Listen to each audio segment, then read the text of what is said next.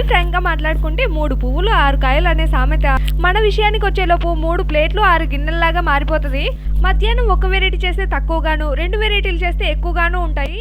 పోనీ మధ్యాహ్నం మిగిలిన అన్నం ఎవరన్నా తింటారా అంటే ఎవరూ తినరు, దాన్ని మళ్ళీ నేనే తినాలి. ఈ మిగిలిన అన్నాన్ని తీసుకుపోయి వాళ్ళ ఎదురుగా పెట్టారంటే నాకు అక్కర్లేదని అందరు పారిపోతారు. అందుకనేసి నేను అన్నాన్ని మొత్తాన్ని ఎగ్ ఫ్రైడ్ రైస్ లాగా అయితే చేస్తున్నా. ఫ్రైడ్ రైస్ చేయడంలో నాకు నేనే పోటీ, నాకు లేరెవరు సాటి అన్నట్లు నేను ఫీల్ అవుతా. మీ ఇంట్లో రైస్ మిగిలితే ఏం రైస్ చేస్తారో ఒకసారి కమెంట్ చేయండి. లెమన్ రైసా, ఫ్రైడ్ రైసా, వెజ్ ఫ్రైడ్ రైసా, ఏది చేస్తారో ఒకసారి కమెంట్ చేయండి. మా ఇంట్లో అందరికి ఫేవరెట్ వచ్చేసి ఎగ్ ఫ్రైడ్ రైస్, దాని తర్వాత వెజ్ ఫ్రైడ్ రైస్.